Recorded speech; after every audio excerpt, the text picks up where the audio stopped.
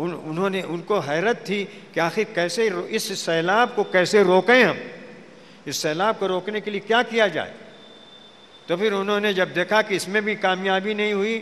تو پھر انہوں نے ڈنمارک کے ان رسالوں کے اندر جو وہ وہاں سے نکالتے تھے ان کے اندر حضور پاک صلی اللہ علیہ وسلم کا خاکہ چھاپنا شروع کیا اور اس کے نیچے غلط سلط عبارتیں لکھتے تھے کہ یہ دیکھ کر کے یہ لوگ خود ہی متنفر ہو جائیں گے اور کوئی نہیں۔ تو اس کا نتیجہ یہ ہوا کہ پوری دنیا میں احتجاج ہوا، پوری دنیا میں بیک وقت احتجاج ہوا، تمام مسلم دنیا کے اندر بیک وقت احتجاج ہوا، بغیر کسی پہلے سے کسی کنوینسنگ کے بغیر کسی پہلے سے کسی متفقہ مشورے کے بغیر اس کے پوری دنیا میں بیک وقت احتجاج ہوا، بہت سخت احتجاج ہوا۔ تو انہوں نے کہا کہ یہ تو بڑا مسئلہ پیدا ہو رہا ہے، لہٰذا اس کو بھی ابھی جاری رکھو۔ 12 مرتبہ انہوں نے اس کی اشاعت کی، کرایا اور مختلف رسالوں کے اندر چھپوایا، لیکن اس کا نتیجہ یہ نکلا کہ وہاں کے لوگوں کو تجسس پیدا ہوا کہ یہ کون سی ایسی شخصیت ہے کہ جس کے لیے پوری دنیا ایک بیک وقت احتجاج کر رہی ہے، یہ کون سی ایسی شخصیت ہے؟ حضور پاک صلی اللہ علیہ وسلم یہ کون ہے بھائی؟ یہ محمد صلی اللہ علیہ وسلم کون ہیں؟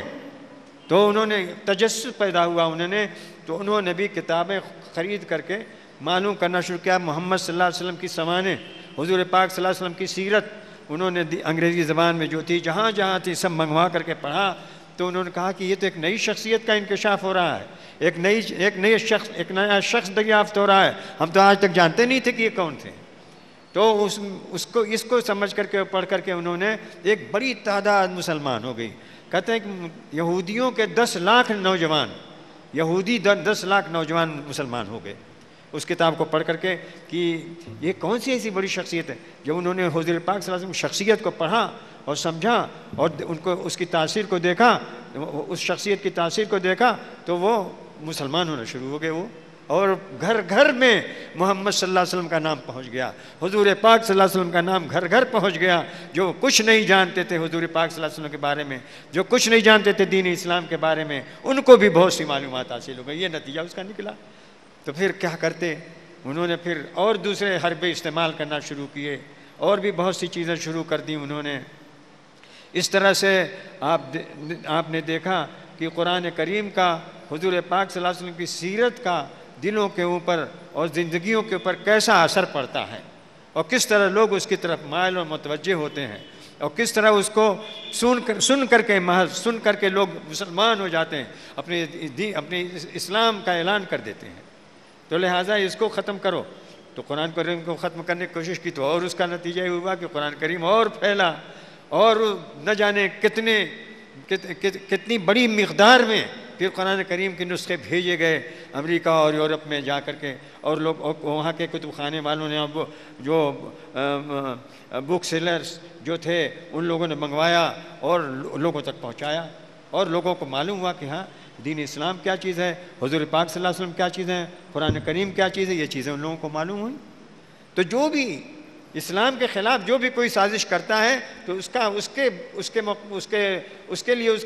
کا بہت نتیجہ خراب نکلتا ہے، اس کا انجام بہت بد سے بدتر ہو جاتا ہے۔ تو اب تک یہ یورپ اور امریکہ یعنی مغربی ممالک اب تک یہ کام برابر کرتے جا رہے ہیں، کبھی کعبے کے بارے میں، کبھی حضور پاک صلی اللہ علیہ وسلم کے روضہ اقدس کے بارے میں، کبھی کچھ کی۔ ابھی دیکھا ہوگا آپ نے کہ ایک پیر ہے، اس پیر کے اوپر ایک طرف کعبے کی تصویر ہے، پیر کا نچلا حصہ جو زمین پر پڑتا اس پر ایک طرف کعبے کی تصویر ہے، ایک طرف حضور پاک صلی اللہ علیہ وسلم روضہ اقدس کی تصویر ہے۔ اس کو انہوں نے پھر بنایا کہ یہ پیروں سے رودنے والی چیز ہے، دکھاؤ اس کو، چھپا ادھر ادھر، مگر اس کا انجام کچھ نہیں ہوا، کوئی اس سے متاثر نہیں ہوا، بلکہ اور دوسرے لوگوں کو اس کا افسوس ہوا کہ انہوں نے پیر کے اوپر کعبے کی تصویر اور حضور پاک صلی اللہ علیہ وسلم روضہ اقدس کی تصویر بنا دی۔ دوسرے لوگوں کو بھی جو غیر مسلم حضرات تھے انہوں نے بھی اس پر بہت زیادہ لان تان کیا، یہ بہت خراب کام کیا، اور اس کا بھی نتیجہ یہ ہوا کہ لوگ پھر انہوں نے کعبے کی تاریخ پڑھنا شروع کی کہ کعبہ کیا چیز ہے، کس نے بنایا تھا، کون سے حضرت ابراہیم علیہ السلام تھے، اور انہوں نے کیا دعا کی تھی، اور کیوں اس کو اللہ کا گھر کہا جاتا ہے، اور کیوں لوگ بالکل ایک پروانے وار گرتے ہیں اس کے اوپر۔ دیکھی جا کر کے کہ قرآن کہ کس طرح سے اس گھر کے ارد گرد کس طرح لوگ دیوانہ وار چکر لگا رہے ہیں، ان کو کچھ بھی ہوش نہیں، بس دیوانہ وار چکر لگاؤ چکر لگاؤ چکر لگاؤ۔ معلوم ہوا کہ ابھی کچھ کم لوگ تھے، اور مغرب کی نماز بعد دیکھیے تو معلوم ہوا کہ عشاء تک ایک دم پورا مطاب بھر گیا، اور کہیں اس میں جگہ نہیں۔ اور روزانہ یہ لوگ کہتے ہیں کہ اب شاید کچھ تخفیف ہو اور کچھ آدمی کم آئیں، اور زیادہ آدمی روز آنا شروع ہوئے، کہاں سے، عرب ممالک سے بھی آنا شروع ہوئے، جو اور دوسرے ممالک تھے حرمین کے علاوہ دوسرے شہروں سے بھی آنا شروع ہوئے، اور مغربی ممالک سے، اور ترکی سے بہت بڑی تعداد ترکی کی، اور یہاں انڈونیشین اور فلپین، اور تمام ایسے مرد عورتیں سب دیوانہ وار اس کے ارد گرد چکر لگا رہے ہیں۔ انہوں نے اس کی عظمت کم کرانے کی کوشش کی تو اور اس کی عظمت بڑھتی چلی گئی۔ اور آپ جا کے دیکھیے، اللہ تعالیٰ آپ سب کو لے جائے، آپ جا کے اپنی آنکھوں سے دیکھیں کہ اس گھر کے اندر کیا کشش ہے۔ ایک چوکور گھر ہے، اس کے اوپر کالا پردہ پڑا ہوا ہے، اس میں کشش کہاں سے اتنی آ گئی؟ اس لیے کہ وہ اللہ کا گھر ہے، اور اس کو بھی روکنے کی کوشش کی، وہ پیر کے اوپر یہ بنا کر کے، تو اور زیادہ لوگوں کا ہجوم بڑھا اس میں۔ اسی طرح حضور اقدس صلی اللہ علیہ وسلم کے روضے کے پاس چلے جائیے تو وہاں جا کر کے دیکھیے کہ کس قدر لوگ پروانہ وار سلام پیش کرنے کے لیے جا رہے ہیں، سلام پیش کرنے کے لیے وہ پوری لائنیں یہاں سے وہاں تک لگی ہوئی ہیں، ایک طرف سے جاتے ہیں دوسری طرف سے نکلتے جاتے ہیں، اس طرح سے پورا یہ سلسلہ ہر وقت قائم رہتا ہے۔ کوئی ایسا وقت نہیں جس میں، اب تو رات کو بھی یہ سلسلہ پورا، پہلے رات کو مسجد نبوی بند ہو جایا کرتی تھی، لیکن اب رات کو بھی کھلی رہتی ہے، اور ہر وقت لوگ حضور پاک صلی اللہ علیہ وسلم کی خدمت میں سلام پیش کرتے رہتے ہیں۔ اس کا نتیجہ یہ نکلا، بڑی تعداد ہر طرف سے آ رہی ہے، نہ جانے کہاں سے آ رہے ہیں، کہاں سے آ رہے ہیں، کیسے لوگ آ رہے ہیں، اور کس طرح سے آ رہے ہیں، کہاں سے اتنا ان کو، اور وہاں جا کر کس طرح سے وہ خرچ کرتے ہیں، بڑے بڑے ہوٹلوں میں جا کے ٹھہر جاتے ہیں، اور اس کی پرواہ نہیں کرتے کہ کتنا خرچ ہوگا، کچھ نہیں، جو کچھ بھی ہے سب خرچ کر دو اس گھر کی راہ میں، اور اس روضہ اقدس کی راہ میں سب کچھ خرچ کر دو، لٹا دو اپنے آپ کو، مٹا دو، کوئی اس میں ابھی اس کی کوئی گنجائش نہیں رہ گئی باقی کہ ہم اب اس سے پیچھے رہیں، ہم بھی چلیں گے اور ہم بھی چلیں گے اور ہم بھی چلیں گے، اور پورا خاندان چلا جا رہا ہے، چھوٹے چھوٹے بچے بھی، عورتیں بھی، مرد بھی، بیٹیاں بھی، دادا بھی اور لڑکا بھی، اور پورا خاندان چلا جا رہا ہے۔ کیسے؟ فٹ پاتھ کے اوپر جگہ نہیں ملی، فٹ پاتھ پر بیٹھے ہوئے ہیں، اور کہاں، ہر جگہ ان کو وہ نہیں، ہر جگہ ان کو، اور روزی ان کی پہنچ رہی ہے، ہر جگہ ان کو روزی مل رہی ہے، کہیں بھی بیٹھ جائیں روزی مل رہی ہے۔ وہ تو الرزاق ذو القوت المتین، اس رزاق ذو القوت المتین کا وہ گھر ہے، وہ کیسے نہیں روزی، وہاں جانے والوں کو کیسے نہیں روزی طرح، اور نہایت عمدہ قسم کی روزی، نہایت پاکیزہ روزی ملتی ہے ان کو وہاں۔ یہ تو ہم لوگ جو بھی جائے دیکھ سکتا ہے اپنی آنکھوں سے، اور اس زمانے میں اور زیادہ کس قدر لوگوں کا ہجوم ہے، کس قدر لوگ اس کی طرف مائل ہیں، کس قدر لوگ اس کو آنکھوں سے لگا رہے ہیں، کس قدر لوگ حجر اسود کا بوسہ لینے کے لیے کس طرح لائنوں میں لگے ہوئے ہیں، اور کس طرح اس کو چومتے ہیں، کس طرح سے اس پر پروانہ وار گرتے ہیں۔ میرے بھائی اور دوستو، جو بھی یہ تدبیریں کرتے ہیں ان تدبیروں کے اندر یہ ناکام ہو جاتے ہیں، بلکہ اس کا الٹا نتیجہ ہوتا ہے، الٹا اثر ظاہر ہوتا ہے کہ اور زیادہ لوگ اس کی طرف مائل ہوتے ہیں، اور نہ جانے کتنے لوگ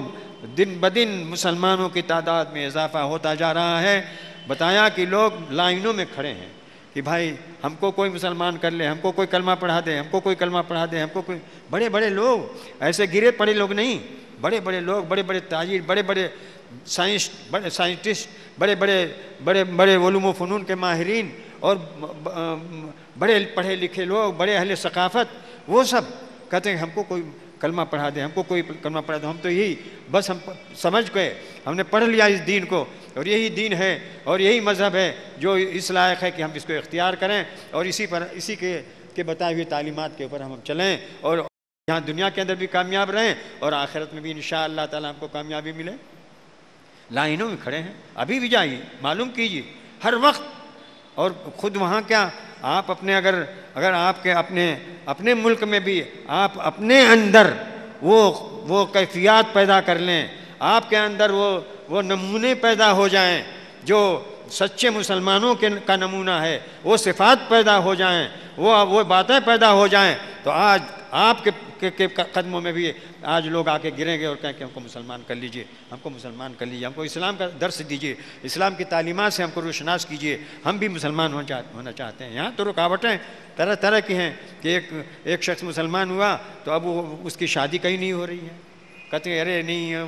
اب وہ عصبیت برادری عصبیت منی کیا کیا عصبیتیں چلتی ہیں کہ یہ عصبیت وہ عصبیت، گورے اور کالے کی عصبیت اور چھوٹے بڑے کی عصبیت اور مزدور اور آقا کی عصبیت اور یہ سب عصبیتیں چلتی ہیں۔ تو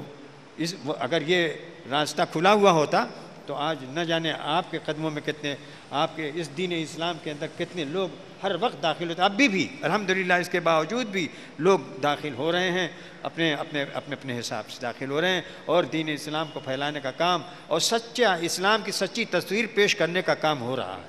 اور یہ محض اللہ تعالیٰ کا فضل اور اس کا احسان ہے، حضور پاک صلی اللہ علیہ وسلم کا فضل اور انعام ہے کہ آپ کو اور لوگوں کو توفیق ہو رہی ہے کہ وہ دین اسلام کی سچی تصویر پیش کر رہے ہیں لوگوں کے سامنے، داعیانہ انداز سے لوگوں کے سامنے جا رہے ہیں اور ان کے سامنے وہ براہ راست بھی نہیں کچھ کہتے، کہتے کہ آئیے ہمارے ہاں آپ ذرا سا آپ تشریف لائیے، آپ تھوڑی دیر بیٹھیے، آپ سے ہم ملنا چاہتے ہیں، آپ کے پاس بیٹھے ہیں، کچھ نہیں کہا۔ پھر اس کے بعد وہ سلسلہ ایسا چالو ہوتا ہے، چلتا ہے، آگے بڑھتا ہے کہ پھر وہ دوستانہ ہو جاتا ہے اور پھر وہ ان کے ذریعے سے اور دوسرے لوگ آتے ہیں اور آپ سے وہ بہت سے تو لوگ ایسے ہیں کہ جو دین اسلام کو سمجھ چکے ہیں پوری طرح سے، لیکن مصلحتیں یہی عصبیتیں اور برادریوں کا تعصب اور وغیرہ وغیرہ، اور وہ کہیں کہ یہ چھوٹی ذات کے ہیں، وہ بڑی ذات کے ہیں، چھوٹی ذات والوں کو اسلام بتا دو گے تو ہمارے برابر ہو جائیں گے، لہٰذا ان کو بتانے کی ضرورت نہیں ہے، ان کو کنارے رکھو۔ یہ بھی شکلیں ہیں، لیکن سچے داعیان اسلام جو ہیں وہ اس چھوٹی ذات والے کو لا کر کے اتنا بلند کر دیتے ہیں کہ وہ اللہ تبارک تعالیٰ کی نظر میں وہ سب سے زیادہ مقبول ہو جاتا ہے کہ اس نے اللہ کے کلمے کو پڑھا اور اللہ کے دین کو اس نے قبول کیا،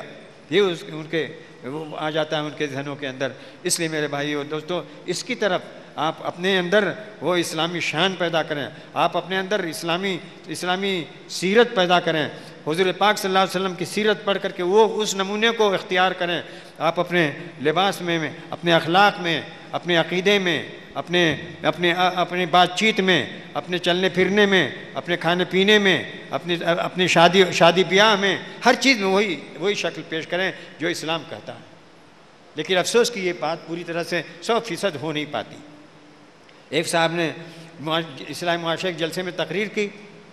انہوں نے سب سے عہد لیا کہ بھائی دیکھو شادی بیاہ میں کوئی رسم وغیرہ نہیں ہوگی اور اسلام جو بات کہتا ہے اس کو مانو۔ لوگوں نے کہا جی بالکل، کہا کہ مانو گے؟ انہوں نے کہا جی مانیں گے۔ انہوں نے بتایا کہ اسلام کے اندر کوئی ایسی تقریب نہیں ہے کہ اس کے اندر اتنے آدمیوں کو کھانا کھلایا جائے اور اس قدر اس میں اس کا اہتمام کیا جائے، اس قدر اس میں سجاوٹ ہو، اس قدر اس کے اندر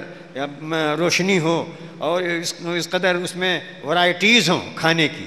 اتنی ورائٹیز ہوں کہ آدمی حیرت میں پڑ جائے کہ کیا چیز کھائے کیا چھوڑے، اتنی ورائٹیز ہوں کہ معلوم ہے کہ سلاد کی 12 قسمیں، اب کون سا سلاد وہ کھائے کون سا نہ کھائے، سلاد کی 12 قسمیں ہیں۔ آپ کھڑے ہیں میز کے سامنے، میز گھوم رہی ہے، اب آپ کے سامنے ہر قسم کا سلاد چلا رہا ہے، آپ کچھ لیتے جائیے اپنے پلیٹ کے اندر، اور اس کے بعد پھر آپ وہ لینے جائیں تو آپ یہ سوچیں کہ کون سا روسٹ لیں، بکرے کا روسٹ لیں کہ مرغے کا روسٹ لیں، کس چیز کا روسٹ، کون سی چیز لیں، سالن لیں یا یہ کہ اور سوکھا ہوا گوشت لیں یا وہ جو ٹانگیں لٹکائی جاتی ہیں بھون کر کے روسٹ کر کے اس کے اندر سے چاقو سے کاٹ کر کے لے کر کے کھائیں، کس چیز کھائیں، یا شوربہ کھائیں یا نہ کھائیں، یا کھیر میں اور کتنی قسمیں، وہ میٹھے کی 8 قسمیں، کون سا میٹھا کھائیں کون سا کیا کریں، یہ کہاں ہے؟ یہ شریعت ہے، شریعت کے بالکل خلاف ہے۔